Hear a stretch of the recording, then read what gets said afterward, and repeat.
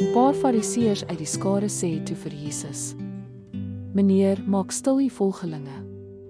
Maar hy antwoord: "Ek sê vir julle, as hulle stil bly, sal die klippe uitroep."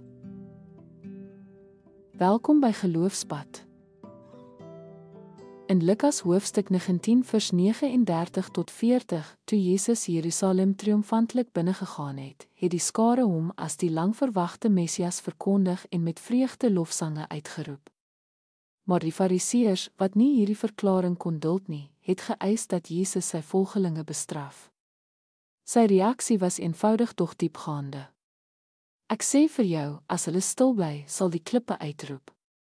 Hierdie reaksie was nie 'n letterlike stelling nie, maar 'n kragtige verklaring van die onvermydelikheid van die verkondiging van God se heerlikheid.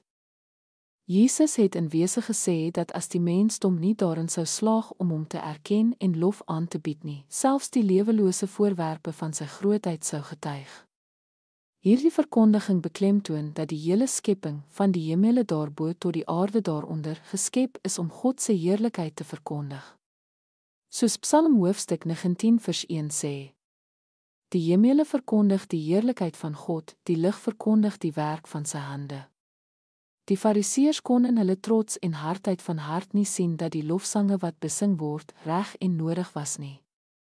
Die mense van Jerusalem het bloot die waarheid erken van wie Jesus is, die koning van die konings, waardig van alle eer. Die beeld van rotse wat uitroep is poëties, wat illustreer dat God se heerlikheid nie ingehou kan word nie. As die mensdom nie daarin slaag om te prys nie, sal selfs die skepping self in lof uitroep. Terwyl ons oor hierdie oomblik nadink, moet ons onsself afvra, wat is ons reaksie op die koning van die konings? Verkondig ons lewens sy heerlikheid? As God se beelddraers het ons die voorreg en verantwoordelikheid om ons stemme in lof te verhef, net soos die mense van Jerusalem in daardie oomblik gedoen het. Mag ons nooit nalat om Jesus as ons verlosser te erken en sy grootheid met vreugde te verkondig nie. Kom ons bid. Here, dankie vir die voorreg om U te kan loof.